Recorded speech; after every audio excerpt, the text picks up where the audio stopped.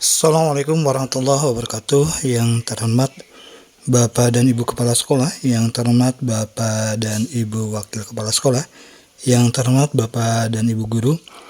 Berikut adalah informasi lanjutan sekaitan dengan kurikulum prototipe, yaitu pada kesempatan ini mencoba menyampaikan tentang fase pembelajaran.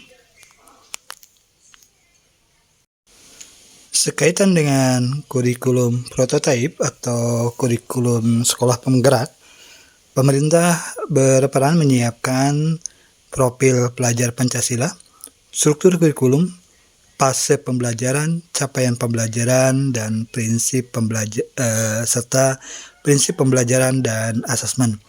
Berikut adalah informasi sekaitan dengan fase pembelajaran. Fase pembelajaran dalam sekolah penggerak mencakup pengetahuan, keterampilan, dan kompetensi umum. Selanjutnya, dalam kompetensi ini diturunkan menjadi capaian pembelajaran yang dipetakan menurut perkembangan siswa. Pembagian fase dalam capaian pembelajaran dapat kita ketahui dalam beberapa fase. Yang pertama itu ada fase A, dimulai dari SD kelas 1 sampai kelas 2. Kemudian ada fase B, dimulai dari SD kelas 3 dan kelas 4. Kemudian fase C, yaitu SD dari kelas 5 sampai kelas 6. Fase D, yaitu SMP kelas 7 sampai kelas 9. Nah, untuk SMA kita ada pada fase E, yaitu dari kelas 10 saja untuk fase E. Dan kemudian fase F, yaitu SMA kelas 11 dan kelas 12. Nah, apa manfaat dari fase pembelajaran ini? Yaitu untuk menyesuaikan kompetensi awal yang ada dalam modul ajar. Sehingga proses pembelajaran yang akan kita laksanakan itu bisa menyesuaikan dari kompetensi awal yang sudah diketahui siswa. Mungkin di fase awal atau karena kita di SMA, bisa saja kita lihat fase awalnya di SMP mungkin sudah mempelajari materi yang akan kita ajarkan sekarang. Nah, manfaatnya sehingga untuk fase pembelajaran yang sudah diketahui sebelumnya bisa kita sambungkan pada fase pembelajaran yang akan kita mulai di SMA. Sebagai contoh, di SMA kita akan mempelajari tentang peta yang sebelumnya kompetensi awalnya kita sambungkan pada fase D yang sudah dipelajari di SMP kelas 8. Nah, di sini kita bahas dulu sekilas tentang peta itu, kemudian kita sambungkan pada materi peta yang akan kita pelajari di fase E kelas 10. Berikut adalah informasi fase pembelajaran mata pelajaran bahasa Indonesia, mulai dari fase pembelajaran A sampai dengan fase pembelajaran F. Pada fase pembelajaran A, yaitu untuk SD kelas 1 dan sampai dengan 2, deskripsi fase pembelajarannya adalah peserta didik memiliki kemampuan berbahasa untuk berkomunikasi dan bernalar sesuai dengan tujuan kepada teman sebaya dan orang dewasa tentang diri dan lingkungan sekitarnya. Peserta didik mampu memahami dan menyampaikan pesan, mengekspresikan perasaan dan gagasan, berpartisipasi dalam percakapan dan diskusi secara santun. Peserta didik mampu meningkatkan penguasaan kosakata baru melalui berbagai kegiatan berbahasa dan bersastra dengan topik yang beragam. Pada fase B-nya yaitu peserta didik memiliki kemampuan berbahasa untuk berkomunikasi dan bernalar sesuai dengan tujuan kepada teman sebaya dan orang dewasa tentang hal-hal menarik di lingkungan sekitarnya. Peserta didik mampu memahami dan menyampaikan gagasan dari teks informasional, memahami penokohan dan pesan dari teks narasi.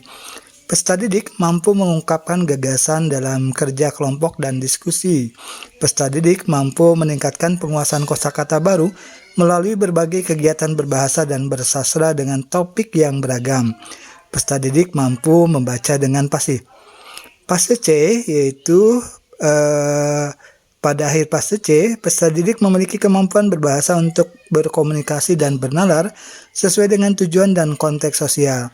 Peserta didik mampu memahami, mengolah, dan menginterpretasi informasi dan pesan dari paparan lisan dan tulis tentang topik yang dikenali dalam teks narasi dan informasional. Peserta didik mampu menanggapi dan mempresentasikan informasi yang dipaparkan, berpartisipasi aktif dalam diskusi, menuliskan tanggapannya terhadap bacaan menggunakan pengalaman dan pengetahuannya, menulis teks untuk menyampaikan pengamatan dan pengalamannya dengan lebih terstruktur. Peserta didik memiliki kebiasaan membaca untuk hiburan, menambah pengetahuan dan keterampilan. Fase D yaitu umumnya untuk kelas 7 sampai dengan 9 SMP.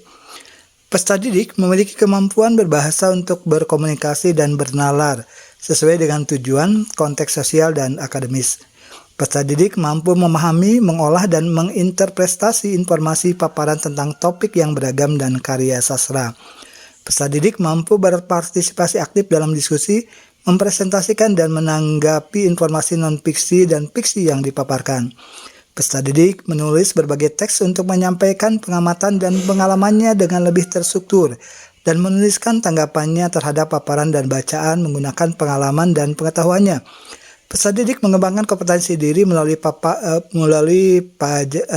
pajanan berbagai teks penguatan karakter.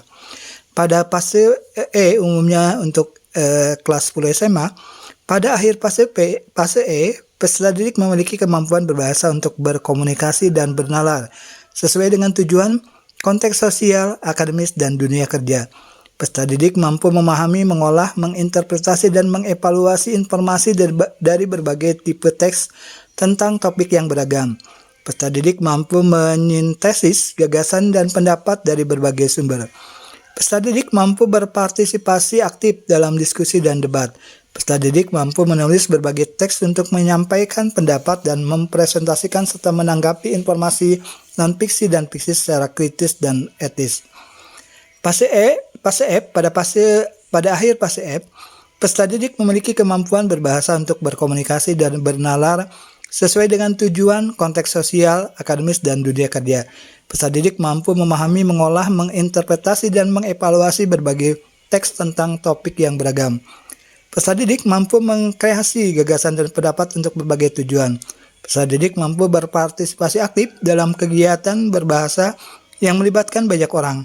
Peserta didik mampu menulis berbagai teks untuk merefleksi dan mengaktualisasi diri untuk selalu berkarya dengan mengutamakan penggunaan bahasa Indonesia di berbagai media untuk memajukan peradaban bangsa.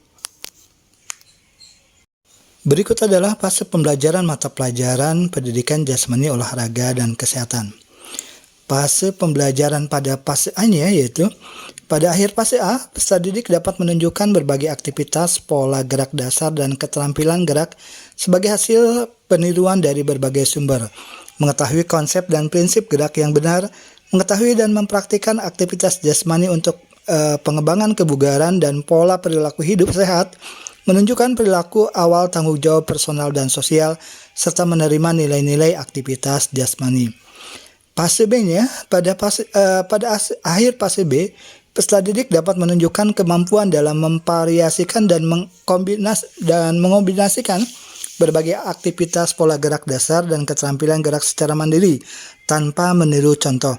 Dilandasi dengan penerapan pengetahuan prosedural yang benar, menerapkan prosedur aktivitas jasmani untuk pengembangan kebugaran dan pola perilaku hidup sehat, menunjukkan perilaku tanggung jawab personal dan sosial dalam jangka waktu tertentu secara konsisten, serta mendukung nilai-nilai aktivitas jasmani. Fase C. Pada akhir fase C, peserta didik dapat menunjukkan kemampuan dalam mempraktikkan modifikasi berbagai aktivitas pola gerak dasar dan keterampilan gerak, dilandasi dengan penerapan konsep dan prinsip gerak yang benar, menerapkan konsep dan prinsip aktivitas untuk pengembangan kebugaran jasmani, serta pola perilaku hidup sehat, menunjukkan perilaku tanggung jawab personal dan sosial dalam jangka waktu yang lebih lama secara konsisten, serta meyakini nilai-nilai aktivitas jasmani. Fase D.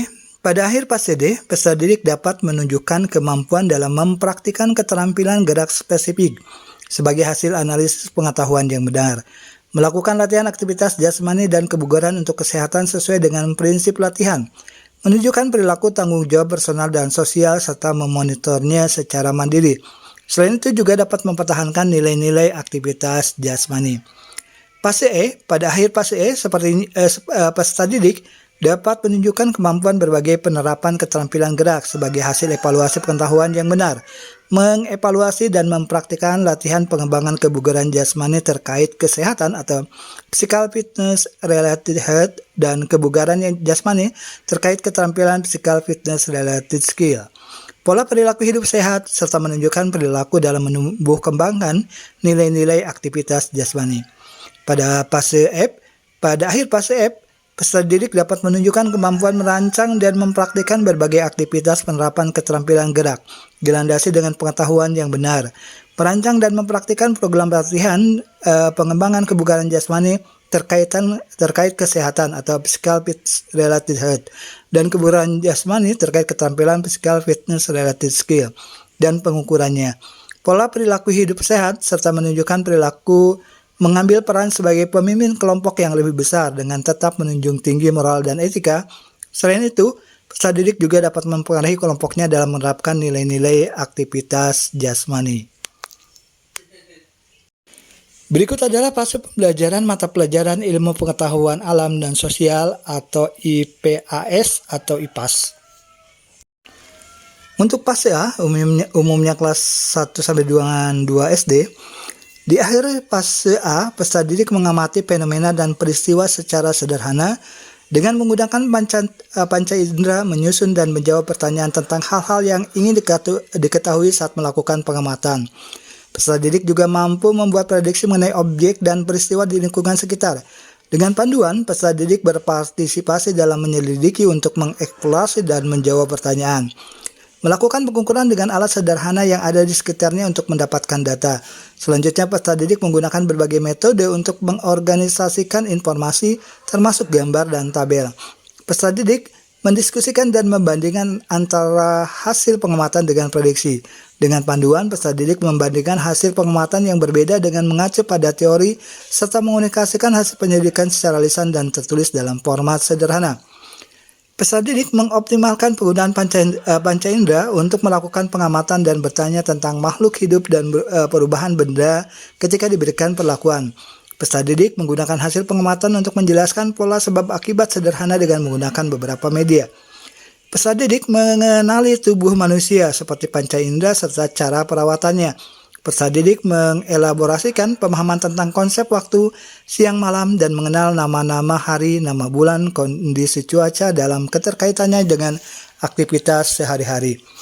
Peserta didik mampu mendeskripsikan identitas diri dan orang di sekitarnya, peran serta tanggung jawabnya sebagai anggota keluarga atau kelompok atau sekolah sehingga dapat menerima perbedaan yang ada di antara manusia.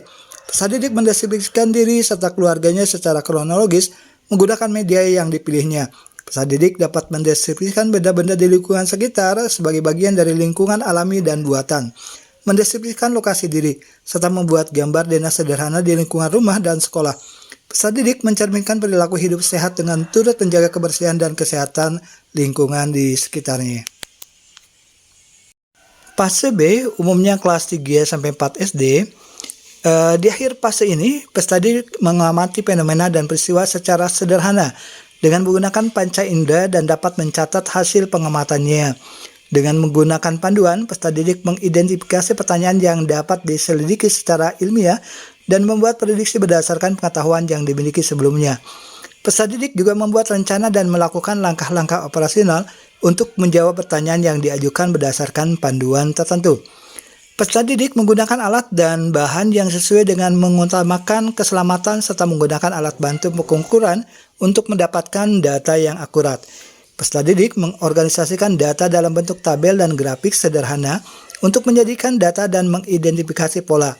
Peserta didik juga membandingkan antara hasil pengamatan dengan prediksi dan memberikan alasan yang bersifat ilmiah, serta mengevaluasi kesimpulan melalui perbandingan dengan teori yang ada. Peserta didik mampu menunjukkan kelebihan dan kekurangan proses penyelidikan. Selanjutnya, peserta didik mengomunikasikan hasil penyelidikan secara lisan dan tertulis dalam berbagai format. Peserta didik mengidentifikasi proses perubahan wujud zat dan perubahan bentuk energi dalam kehidupan sehari-hari. Peserta didik mengidentifikasi sumber dan bentuk energi serta menjelaskan proses perubahan bentuk energi dalam kehidupan sehari-hari. Contoh energi kalor, listrik, bunyi, cahaya. Peserta didik memanfaatkan gejala kemagnetan dalam kehidupan sehari-hari dan mendemonstrasikan bagaimana beragam jenis gaya mempengaruhi gerak benda.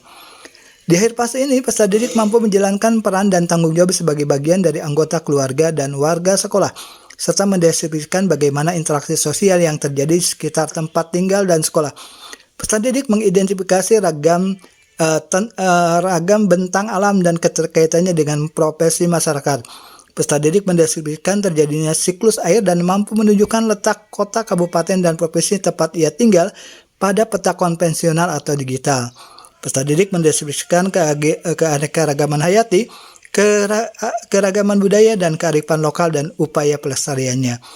Peserta didik mengenal budaya, sejarah, baik tokoh maupun periodisasinya di provinsi tempat tinggalnya, serta menghubungkan dengan konteks kehidupan saat ini. Peserta didik mampu memperoleh atau menciptakan sesuatu dengan alat dan bahan yang ada di sekitarnya. Peserta didik mengenali kebutuhan atau keinginannya, nilai mata uang, dan mendemonstrasikan bagaimana uang digunakan untuk mendapatkan nilai manfaat yang dibutuhkan.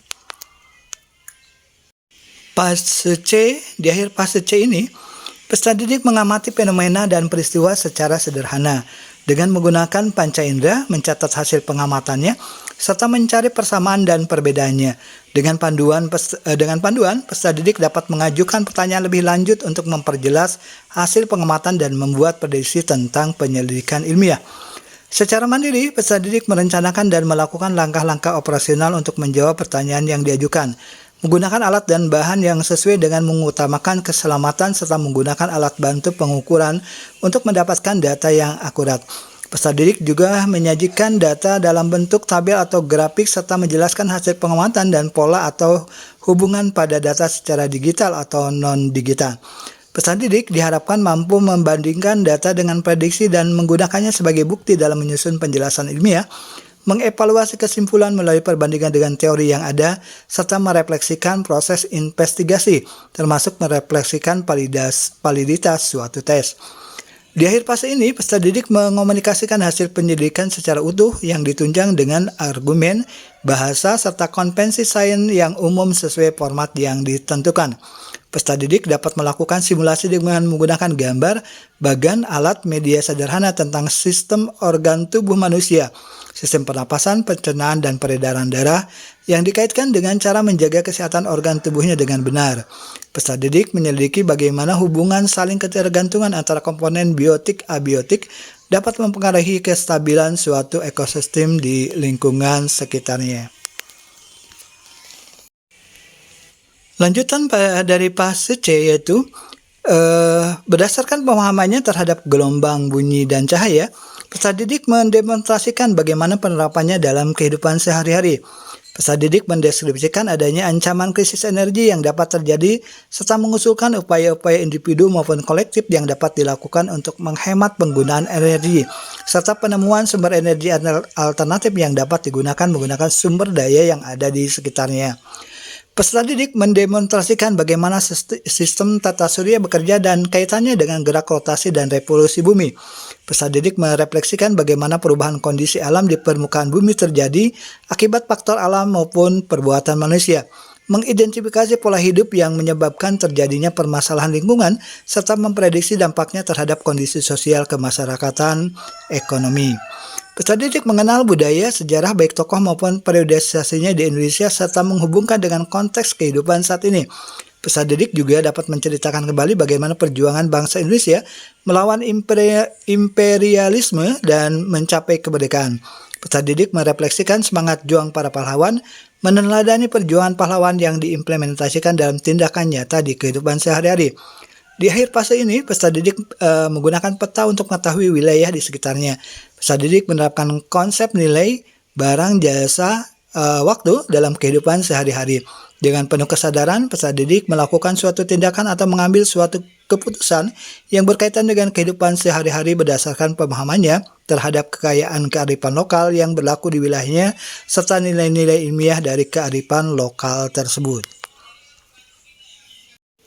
Berikut adalah fase pembelajaran mata pelajaran IPA, yaitu pada fase D umumnya kelas 7 sampai 9 SMP. Di fase D ini, peserta didik menggunakan berbagai alat bantu dalam melakukan pengukuran dan pengamatan serta memperhatikan detail yang relevan dari objek yang diamati. Secara mandiri, peserta didik dapat mengajukan pertanyaan lebih lanjut untuk memperjelas hasil pengamatan dan membuat prediksi tentang penyelidikan ilmiah.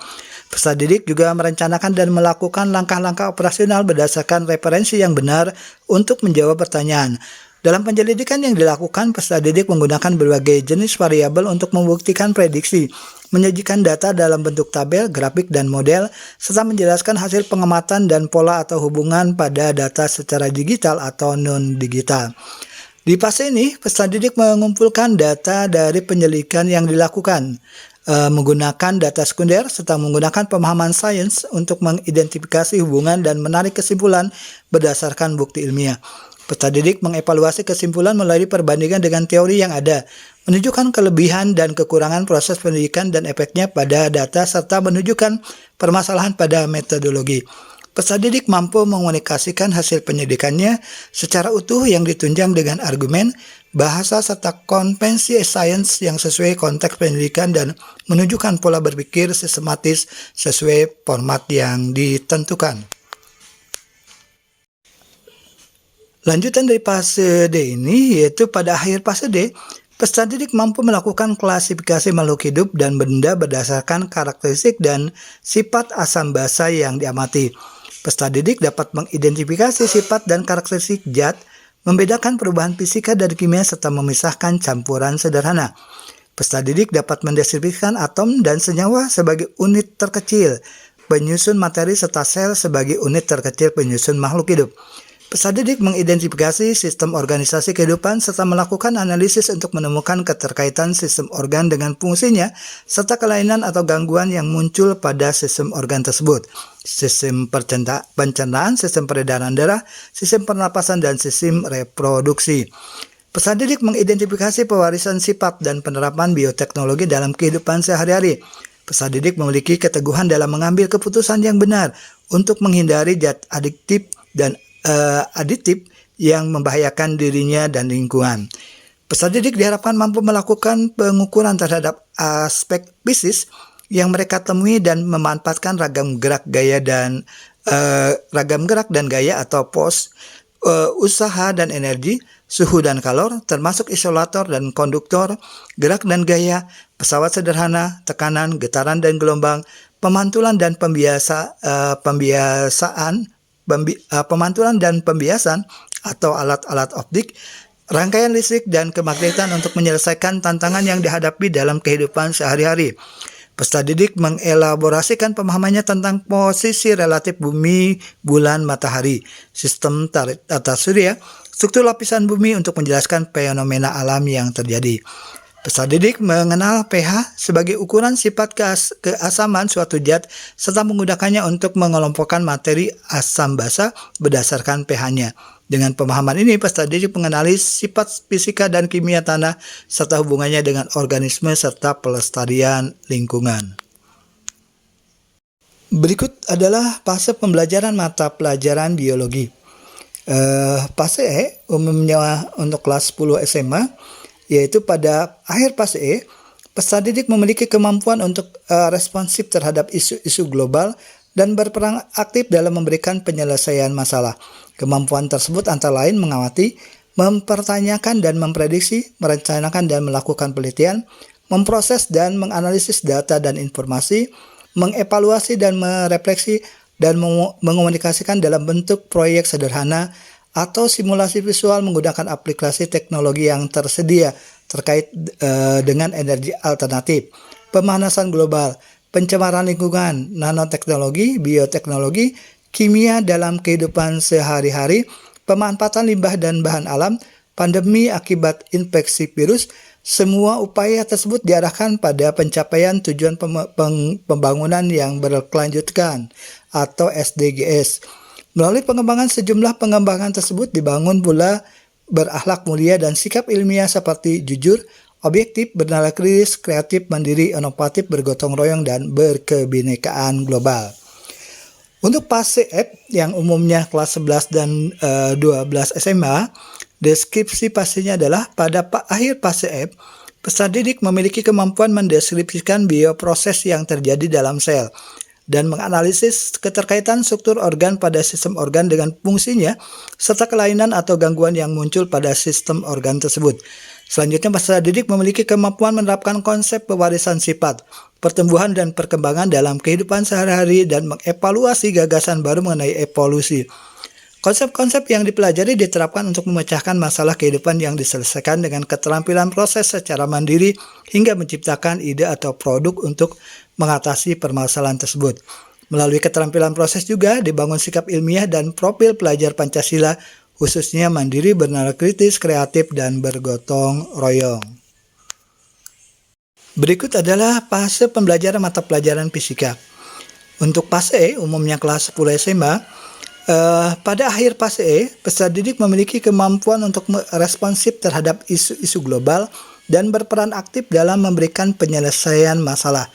Kemampuan tersebut antara lain mengamati, mempertanyakan, memprediksi, merencanakan, dan melakukan penyelidikan, memproses dan menganalisis data dan informasi, mengevaluasi dan refleksi, mengkomunikasikan hasil dalam bentuk proyek sederhana atau simulasi visual dalam menggunakan aplikasi teknologi yang tersedia terkait dengan energi alternatif, pemanasan global, pencemaran lingkungan, nanoteknologi, bioteknologi, kimia dalam kehidupan sehari-hari, pemanfaatan limbah dan bahan alam, pandemi akibat infeksi virus.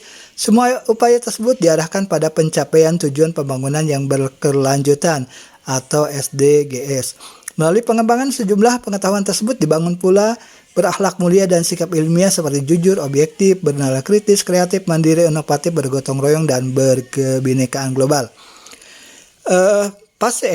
Untuk fase F, pada akhir fase F, peserta didik mampu menerapkan konsep dan prinsip vektor ke dalam kinematika dan dinamika gerak, usaha dan energi, fluida, getaran harmonis, gelombang bunyi dan gelombang cahaya dalam menyelesaikan masalah, serta menerapkan prinsip dan konsep energi kalor dan termodinamika dengan berbagai perubahannya dalam mesin kalor. Peserta didik mampu menerapkan konsep dan prinsip kelistrikan, baik statis maupun dinamis, dan kemagnetan dalam berbagai penyelesaian masalah dan berbagai produk teknologi.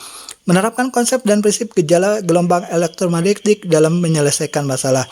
Peserta didik mampu menganalisis keterkaitan antara berbagai besaran fisik pada teori relativitas khusus, gejala kuantum, dan menunjukkan penerapan konsep fisika inti dan radioaktivitas dalam kehidupan sehari-hari dan teknologinya. Peserta didik mampu memberi penguatan pada aspek fisika sesuai dengan minat untuk ke perguruan tinggi yang berhubungan dengan bidang fisika. Melalui kerja ilmiah juga dibangun sikap ilmiah dan profil pelajar Pancasila, khususnya mandiri, inovatif, bernalar kritis, kreatif, dan bergotong royong. Berikut adalah fase pembelajaran mata pelajaran kimia. Pada fase E, umumnya kelas 10 SMA, pada akhir fase E, peserta didik memiliki kemampuan untuk merespon isu-isu global dan berperan aktif dalam memberikan penyelesaian masalah.